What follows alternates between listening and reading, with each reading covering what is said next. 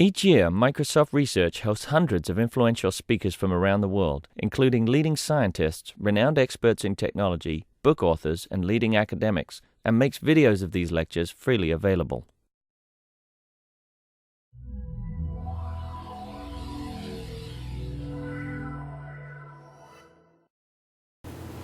Great. So it's my pleasure to introduce Eric Keller and Minlan Yu, who are fourth-year PhD students from Princeton, who are going to each give a half-hour talk on their research work. And we're going to start with Eric talking about accountability issues in hosted virtual networks. All right, thank you. So the title of the talk is Accountability in Hosted Virtual Networks. That's what Jen just said. I'm Eric Keller, and the motivation of this work is this trend towards hosted virtualized infrastructures. And so this is realized today, for server infrastructure, and most notably Amazon EC2 is well known. And these enable companies to easily deploy new services without the need for building out infrastructure. And I believe that this trend will continue into the networking space in the form of hosted virtual networks. And this trend has already started. Routers are being virtualized. The router vendors are opening up the platform for more programmability. But taking that next step of making it a hosted platform, I feel that would really open the network for innovation. So in this model, there's two parties. The infrastructure provider owns and maintains the routers, and the service provider leases slices of routers from one or more infrastructure provider and runs their service on it.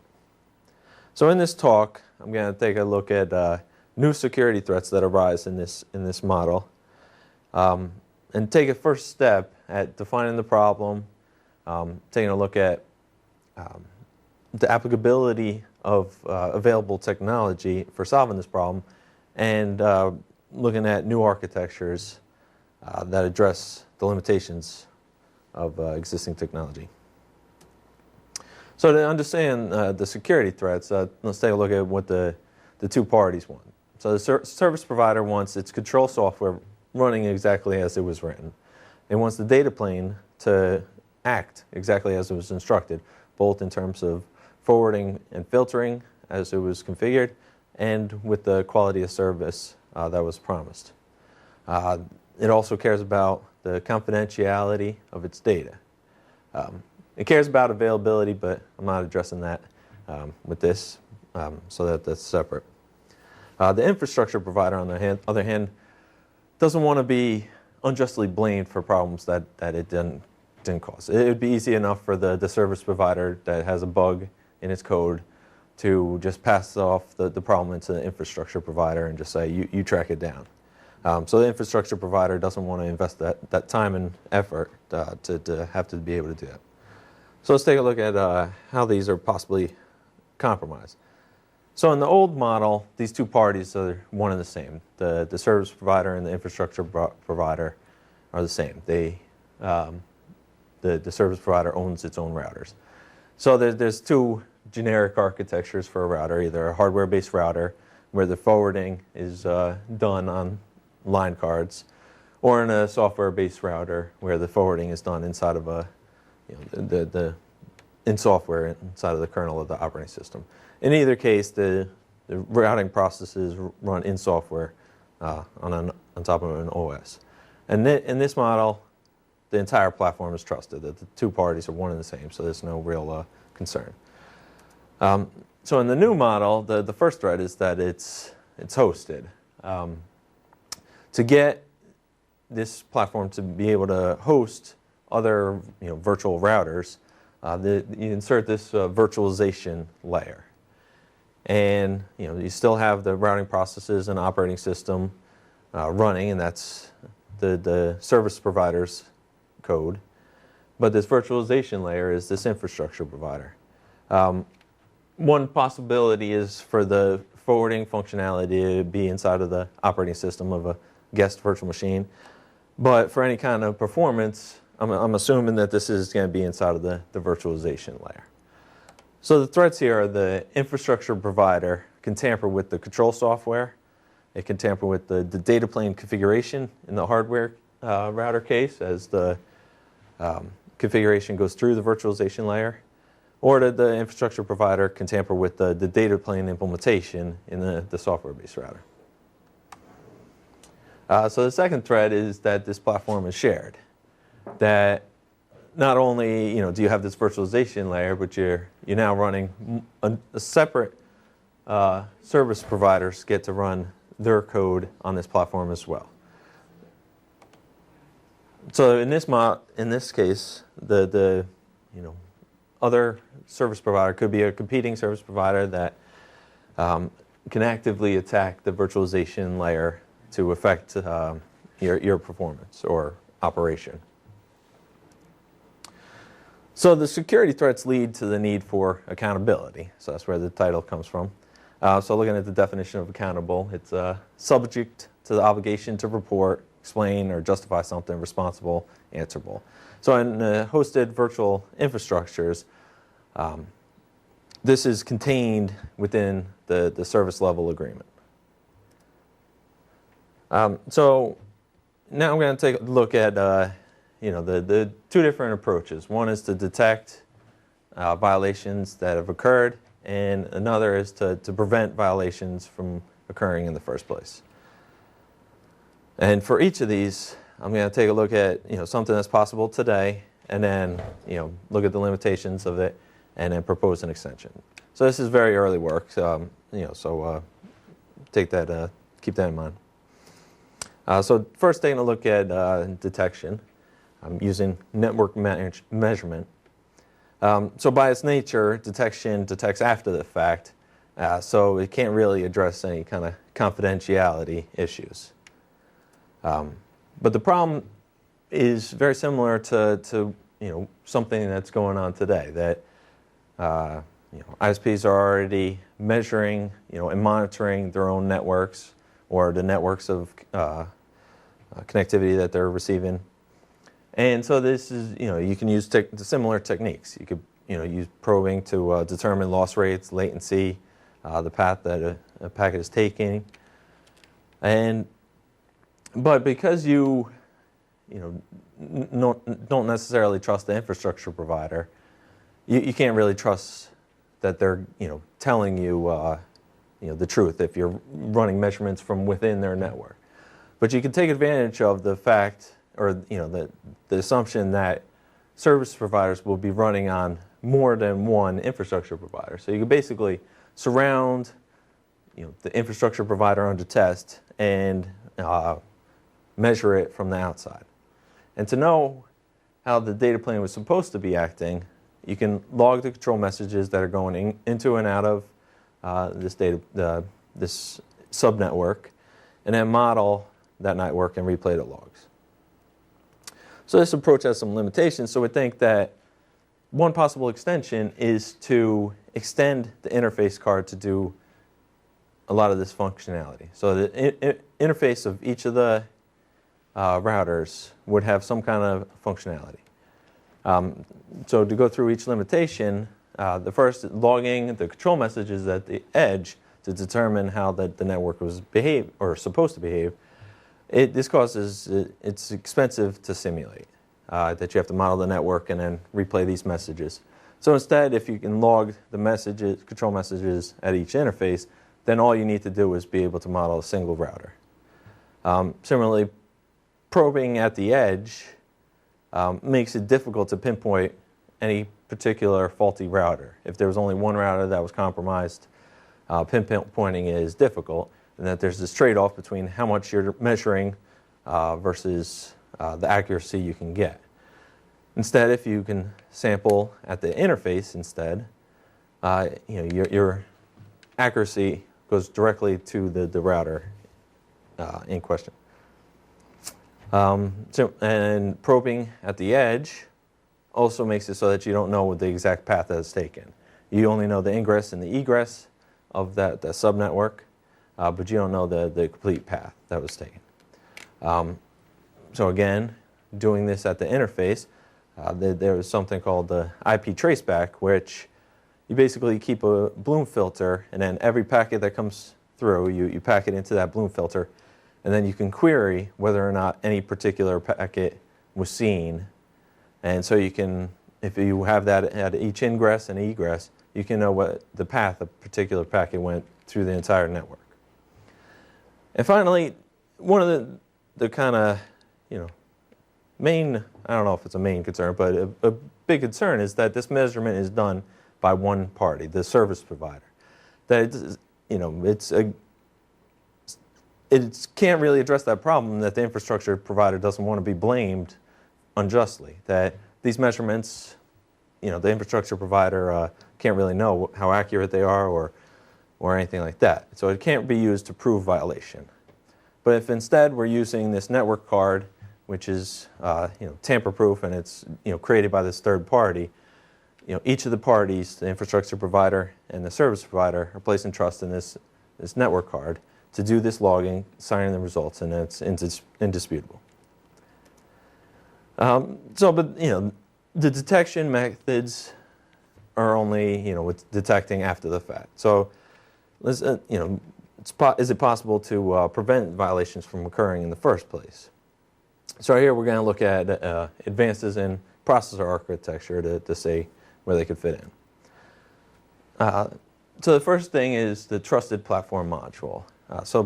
Stepping back, recalling what the service provider wants: the control software running unmodified, the data plane acting as instructed, and with the correct quality of service and confidentiality of its data. So the TPM, or the Trusted Platform Module, is a chip that's available today. It's on the motherboard, and I've been told that it'll be on chip in the not-too-distant future. And it's used for encrypting storage and attesting to the integrity of the system. But it does have limitations. It doesn't protect against dynamic attacks. So what this means in terms of what the service provider wants, you can't ensure that the software is running unmodified. Second, it relies on a chain of trust, that each layer is verified by a layer below it. So in this case, the virtual machines would be verified by the virtualization layer. So this means you have to place your trust in the virtualization layer. And you can't know if the data plane is acting as instructed or with the correct quality of service, because the data plane is in the virtualization layer and the configuration goes through the virtualization layer. That if you're placing your trust in that, but you can't really trust it. So neither of them is addressed. And finally, the confidentiality of data is not addressed if you can't do any of those. But you can kind of make it work through physical separation. So the way it would work here is, so on the left I have the generic architecture that I started with. If instead you can run your routing processes on their own box or our own processor protected by a TPM, then you control the entire platform, and each one of them is separated. And the data plane would then, in this case, in the hardware-based router, it's easy. It's a line card. In a software-based router, I'm assuming that it's possible to run some very minimalistic, operating system kernel with the forwarding capability and some very minimal controller. But in no case does the routing processes of either service provider have access other than through a very small API. And this is not completely unrealistic, as routers today already have multiple processors on them. They have multiple cards in them, that they're these big chassis with a lot of things. So it's not inconceivable that this could occur. But still, it's relying on the physical separation and not really taking advantage of virtualization, which is it's something that makes virtualization of routers possible. So instead, I'm going to take a look at extending the processor architecture. So there's been this a decade of research that's been gone to looking at ways to make software tamper resistant, and these are done through minimal security extensions to just general purpose processor architectures that basically encrypt and decrypt data as it goes to and from memory. The first problem is that none of them were designed for a hosted and shared environment. And the second problem is that none of them really actually made it into any kind of production, that they're all just research projects, even though they go back 10 years. And I believe that's because none of them made a good business case. So that's why there's no success. But I think the market size of hosted virtualized infrastructures provides this incentive. So to understand it at least at a high level of how it would work, here's the base processor with the CPU and a cache and main memory. The first step is that I'm assuming some trust in a vendor. Here, a router vendor would install a private device key in their own facility, and this is a write-only register, so the software can't read it, so nobody else will be able to know what it is other than the router vendor. And it's it's a private key of a public key pair. The service provider would then use that to install its own secret key. So it would take when it's going to be loaded onto a router, the infrastructure provider would say, this is the router you're going to run on, here's the public key of that router. That would be verified with the vendor that that's actually a proper key. The service provider would encrypt its secret key with the device key, with the public key, send that off to the infrastructure provider, and then an instruction that's an extension would be called install key that would take that value and then install it into one of these slots.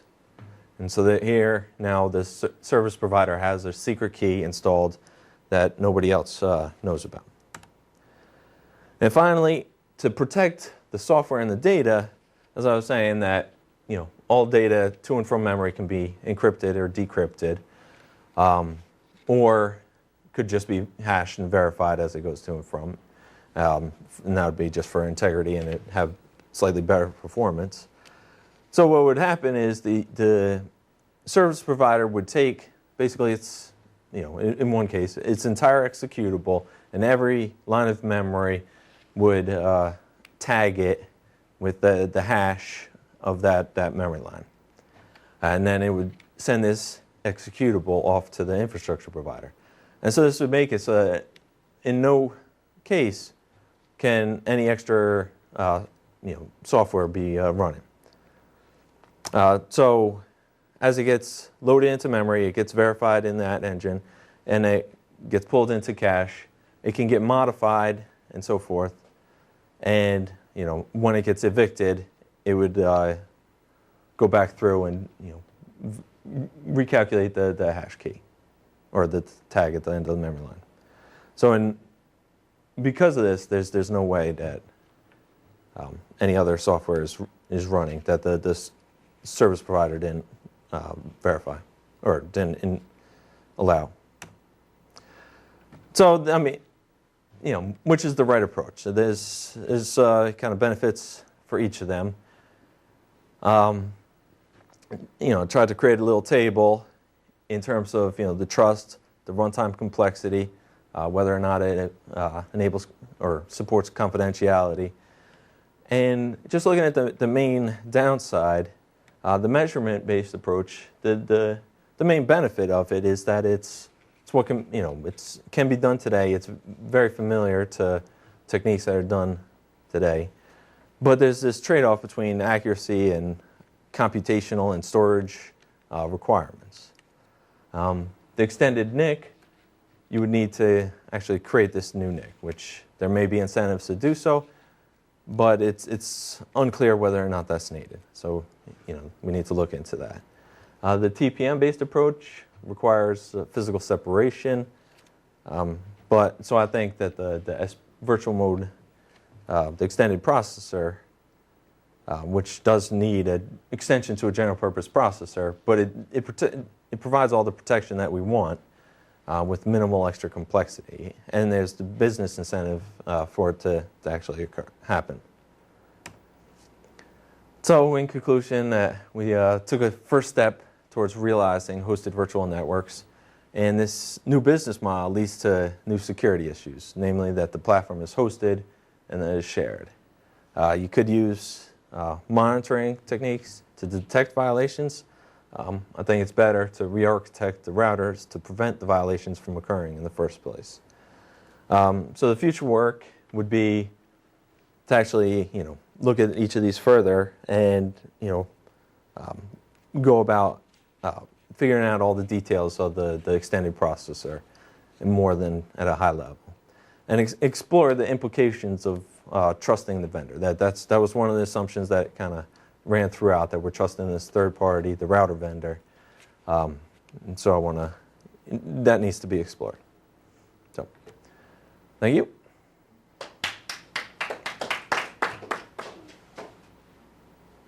I had a question about this physical separation that you said the TPM required. Okay. And by my understanding, you're saying you need that because you can't trust the software, something in the software stack.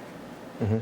We had a slide up there that said you have to have a chain of trust, and at each, I'm assuming what you're saying is that at every point there might be some software problem, like some bugs that can break that chain of trust. Right. And then you go on to argue that having physical separation will address that. But can't there also be bugs in that kind of when you refactor it like that, like similar kinds of? Yeah, I mean, this would I guess the what's under, the operating system in this case is the BIOS. So yeah, you would have to trust that. But don't you still have the same software, just somewhere in different places now?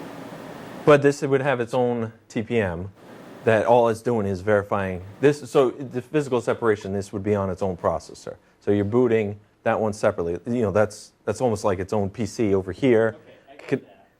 But isn't it running the same software, which can have the same bugs? But it's your software.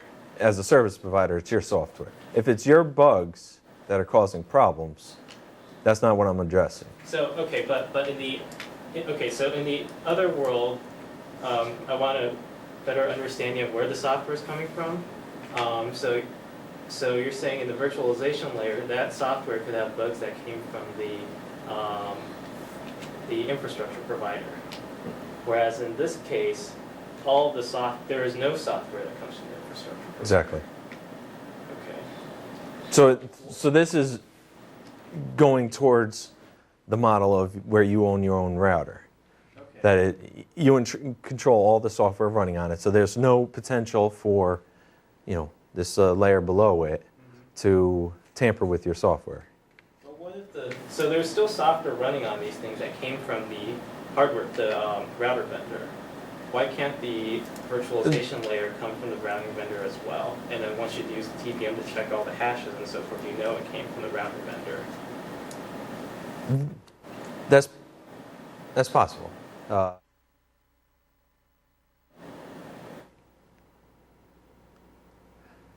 Because I'm not exactly sure how that would work, because you're going to have a lot of different vendors. How many different images of that virtualization layer is there going to be? So so then do you have to? I don't know. It's possible. So I definitely would have to look at. I guess maybe another way you could see this. Well, so and again, and also it wouldn't protect against any kind of dynamic attack, though. Okay. So the software here is still vulnerable to dynamic attacks because you're still running software. But it's your software as opposed to the infrastructure provider itself. Can a bad employee goes onto the box, and because it has access to the it would run some software inside of the virtualization layer, even though it was verified at boot time. There would have to have been a bug in the software that allowed them to install extra software in there. Or there could be, if the router vendor says, this is so hard in that infrastructure provider, even though you're asking for it, there's going to be no way for you to run any of your own software. I don't know. I mean, I don't know if a router vendor would just make it that closed. But it's possible that they could, I guess.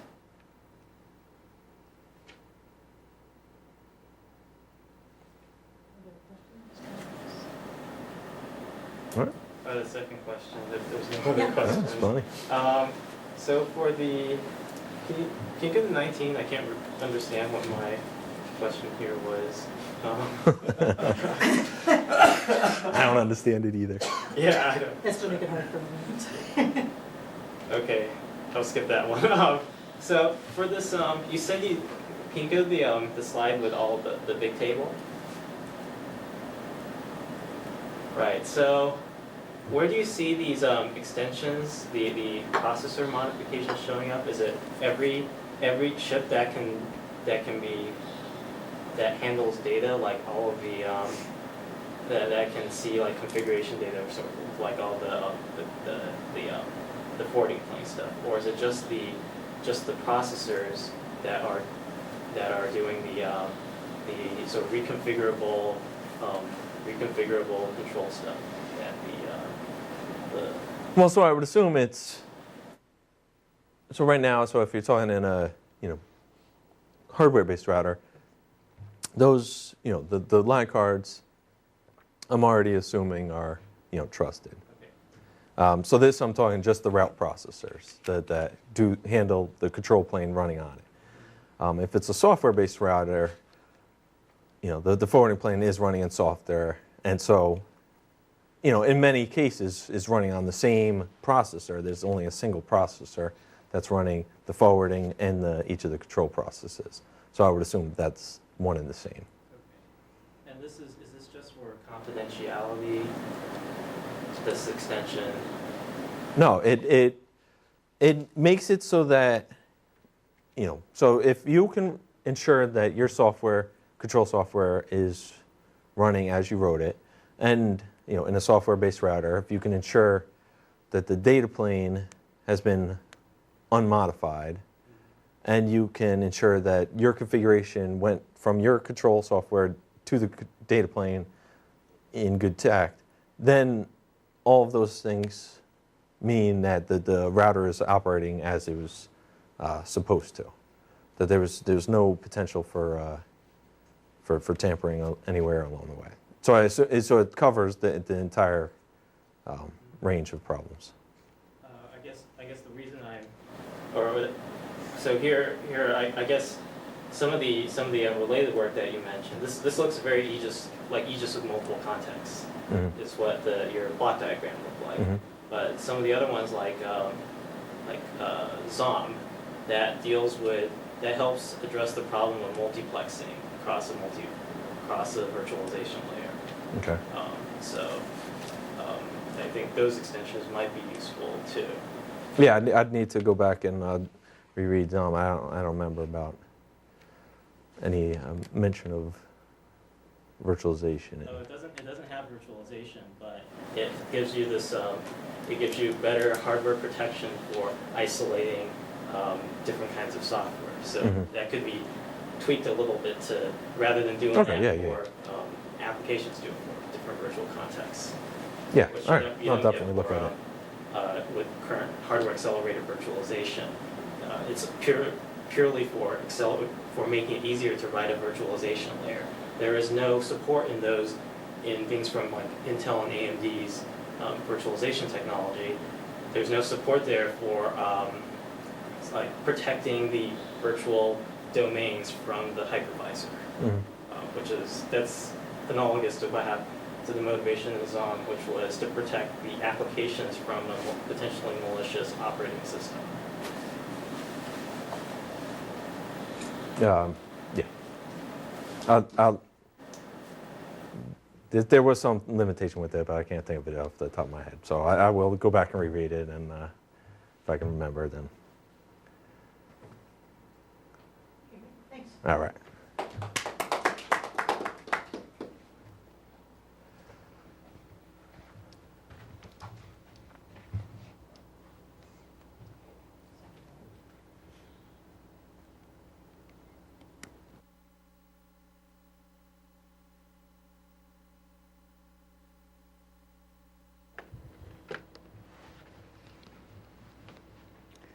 So I will present Buffalo, a Bloom filter forwarding architecture for large organizations. I'm Minlan Yu from Princeton, and this is joint work with Alex Fabricant and Jen Rexford. So there's new trend to build a large layer 2 network on flat addresses because it makes it simple for configuration and management, and it is useful for enterprise and data center networks. For example, in this figure shows a large layer 2 network where there are lots of switches and there are hosts connected to some of the switches. We generalize this network as SPAF network, which is shortest path routing on addresses that are flat. Flat addresses can be MAC addresses, and shortest path routing can be link state or distance vector protocols. Even spanning tree protocols can be viewed as shortest path routing on a tree topology. So to build such a large layer 2 network, there's the scalability challenges. For the control plane, we need the scalable protocols to disseminate topology and host information and compute routes. These problems have been addressed by recent practical solutions such as Trio and Seattle. However, the data plane scalability remains a problem. This is due to two reasons. First, with the increasing number of hosts and switches in the network, the forwarding table keeps growing. And at the same time, the increasing link speed requires that we need to perform packet forwarding. We need to scale the packet forwarding and increase the performance at the same time. So today's data plane typically uses two techniques. The first is TCAM, but it's expensive and power hungry. So a cheaper solution is to implement hash table in SRAM. However, with the growth of forwarding tables, if the hash table no longer fit in the memory, then the data plane will crash or perform poorly. And it's very difficult and expensive to upgrade the memory in all the switches in the network. So we propose Buffalo, a Bloom filter forwarding architecture. The basic idea is to use Bloom filters in fast memory SRAM to reduce the memory usage. Bloom filter is a compact data structure to store a set of elements.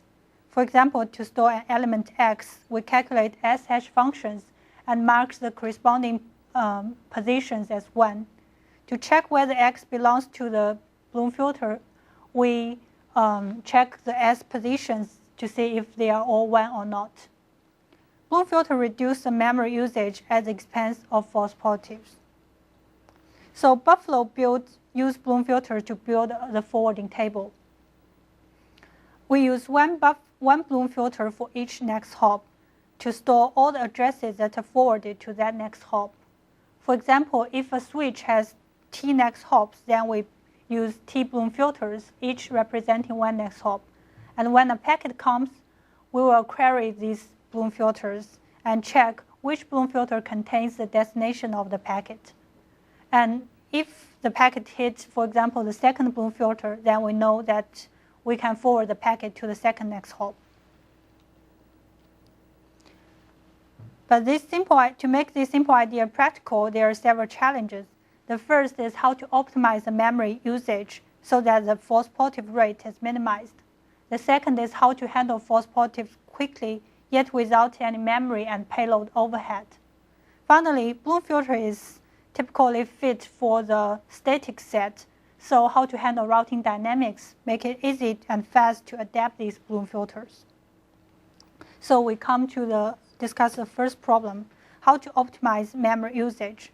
We formulate an optimization problem with the goal that minimize the overall false positive rate. This is defined as the probability that in a switch, one of the Bloom filter has a false positive.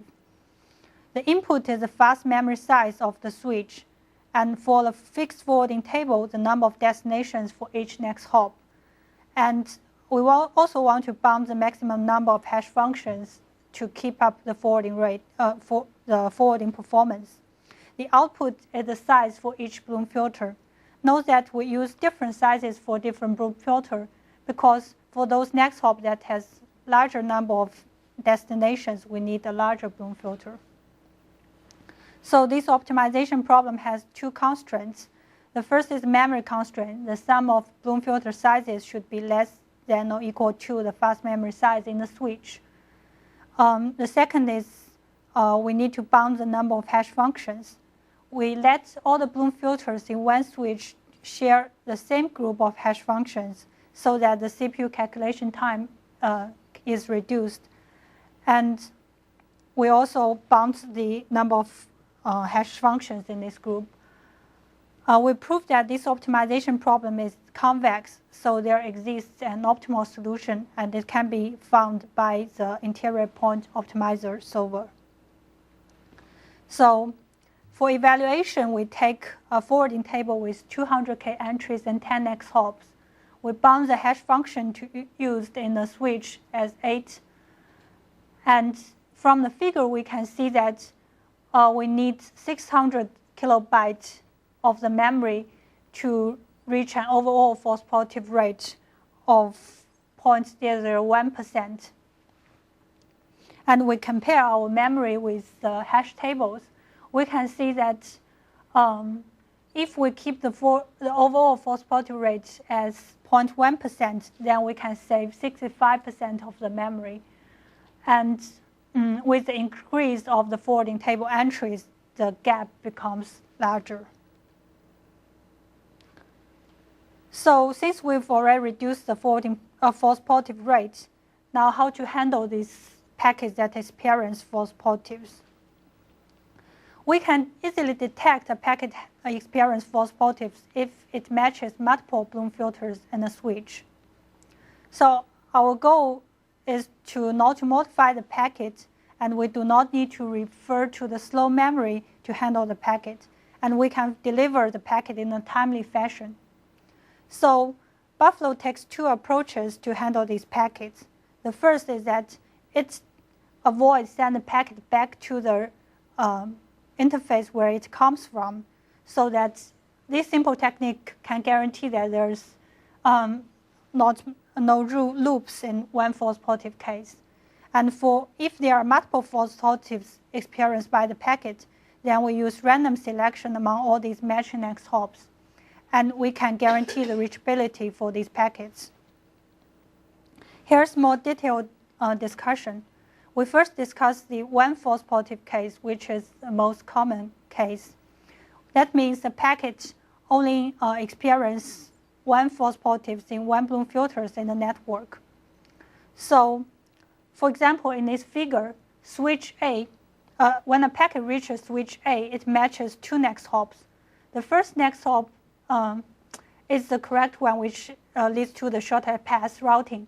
And also the packet matches Bloom filter for next hop B, so there's a false positive for this Bloom filter.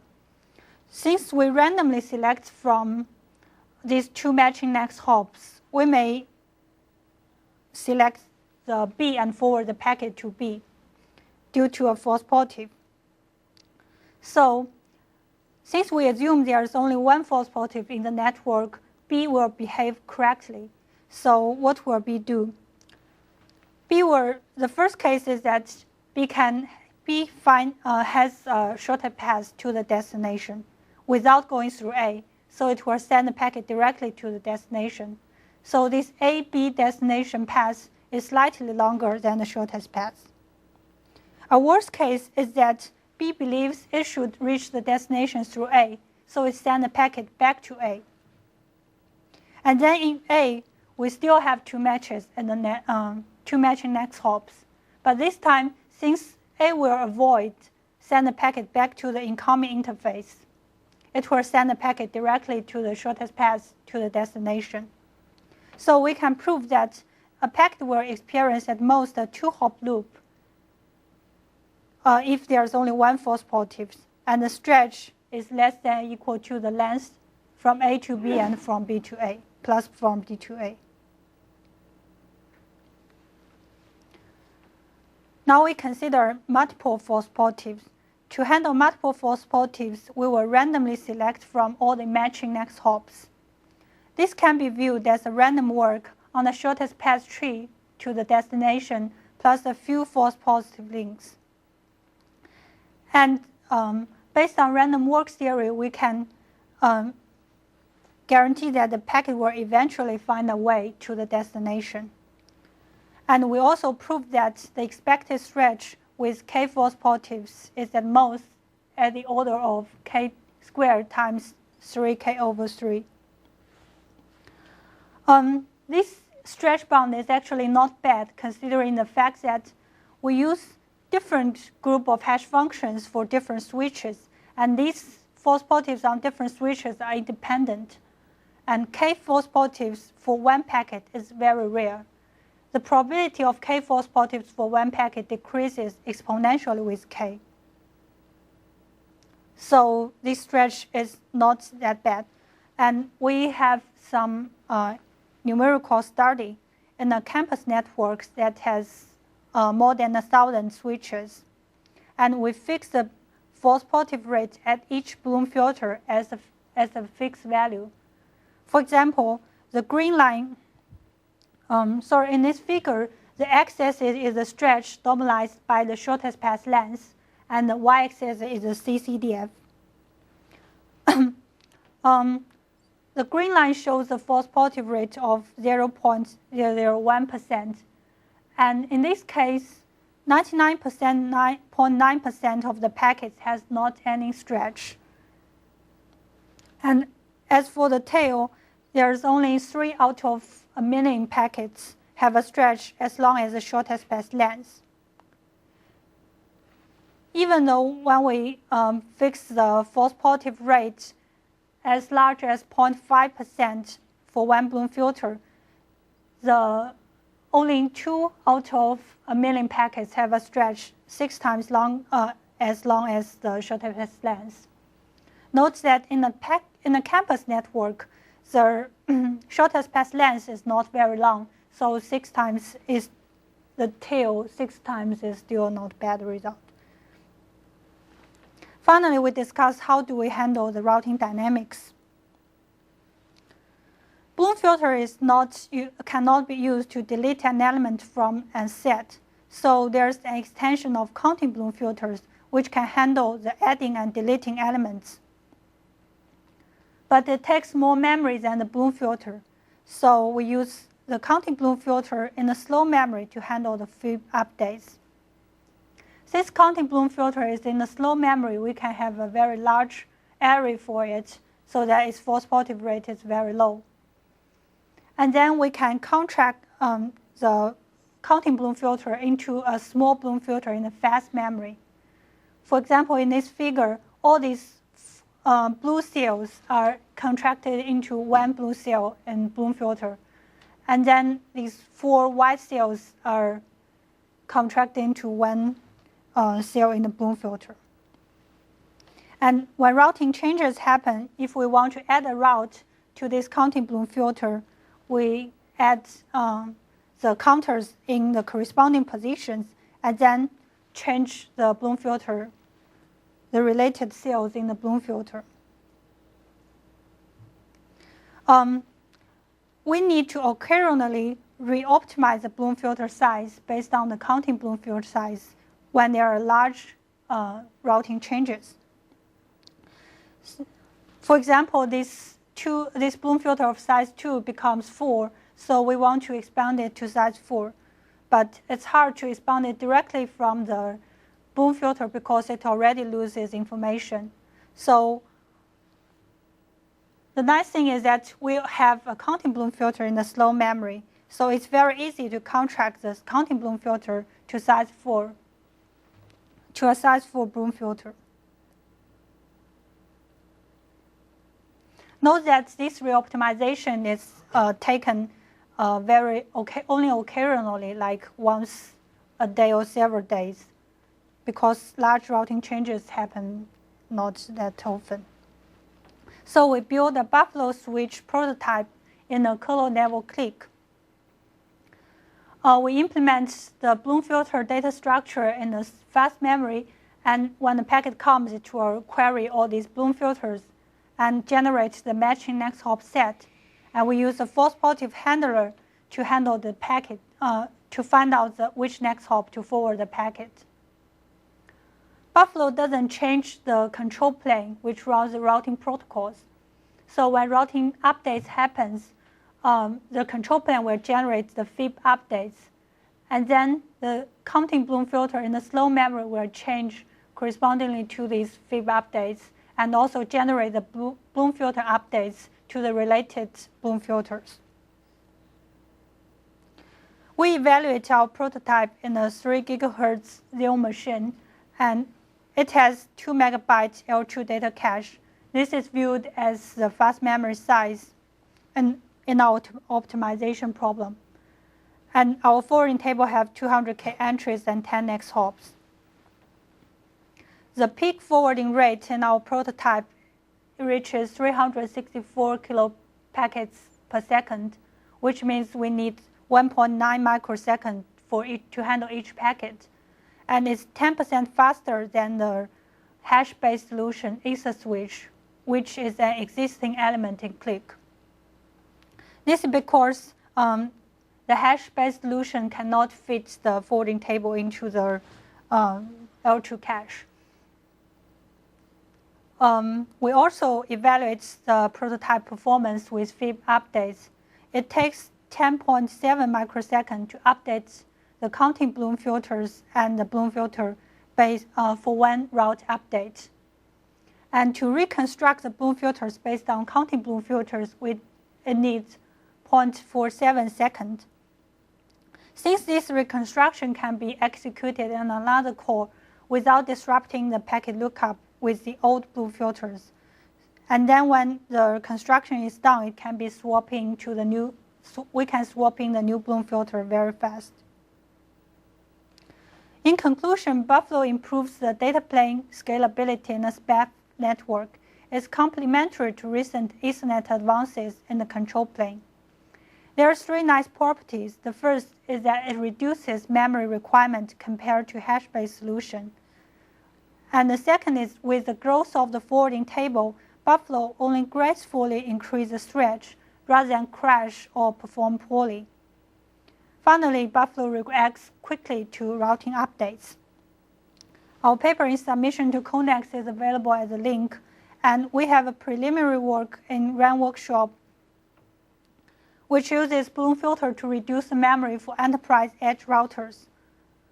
As for future work, we are interested in to use our random walk theory to reduce the transient loops in OSPF. Thanks.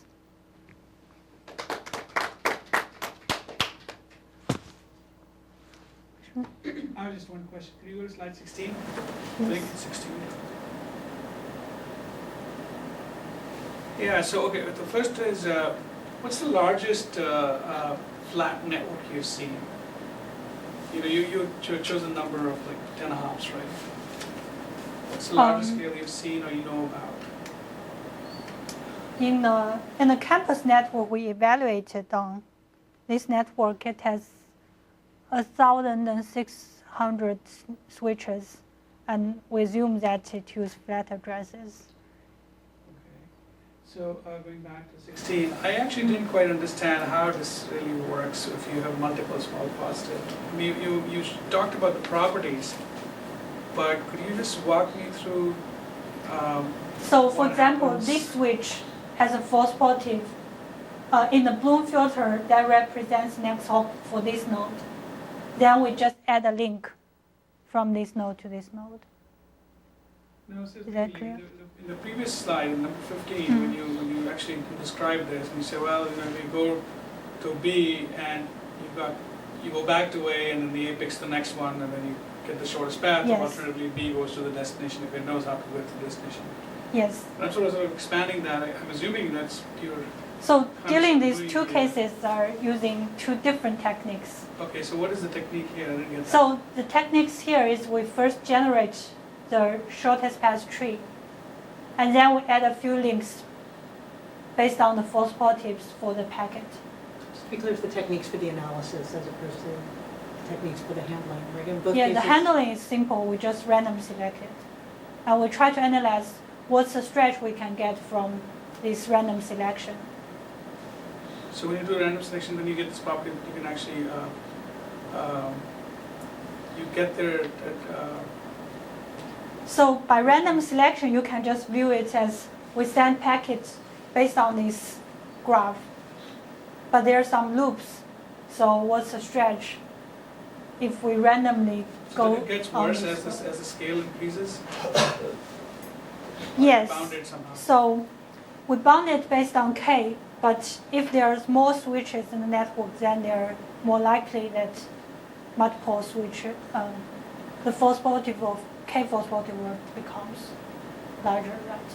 So then your evaluation with 10 hops, is that a good number to pick, 10 hops? That's why I asked like. So for this case, we don't, we evaluate, So for the 10 hop forwarding table, we evaluate the Bloom filter performance in one switch. But here we evaluate performance in the network. So different nodes may have different number of hops based on the topology.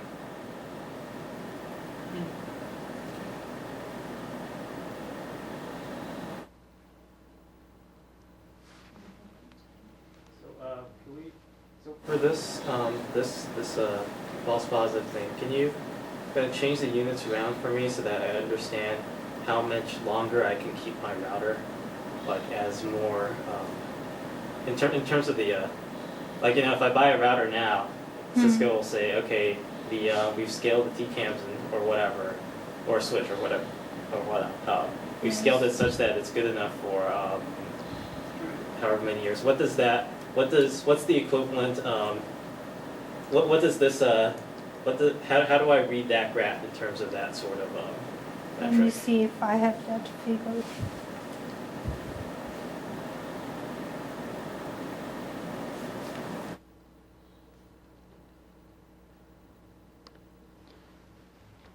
So in this one, we experiment on one switch, and we fix the fast memory size for that switch. And then we increase the forwarding table entries. So we can see the overall false positive rate, how it goes. Okay, and where was the cliff? Was it like after 0.1? Like when the things start going really bad? If we take the 2 MB fast memory case,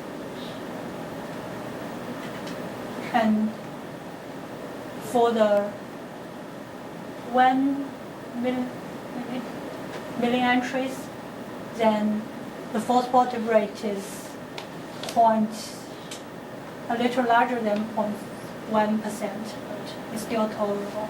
Mm-hmm. So that's tolerable, but 1% is bad.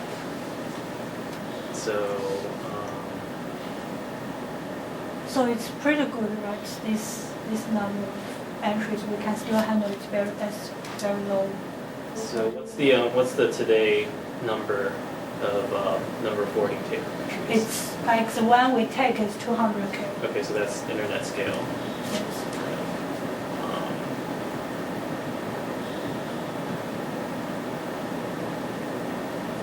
Two ways of looking at it, whether you're worried about the experience of an individual packet or whether you're worried about the extra load that sending those packets in longer paths puts on the network. And I think the latter, fortunately, in the enterprise, even for 0.1%, isn't too bad, right? Because it's only putting a little bit of extra load, particularly if you think of enterprise networks as pretty overprovisioning. Okay. You take 0.1% of the packets and send them on more links than you normally would. So and then it becomes really a question of whether you think the extra stretch is a big deal or not.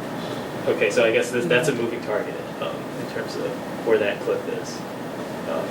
Like when you would either get a new router or get a more I think the whole point here is that in some sense you can stave it off because you can afford to gracefully expand your fraction of packets that experience longer stretch without running out of memory. So you start to experience extra load on the network and some degradation in performance, but it's sort of somewhat smooth. Okay. Yeah.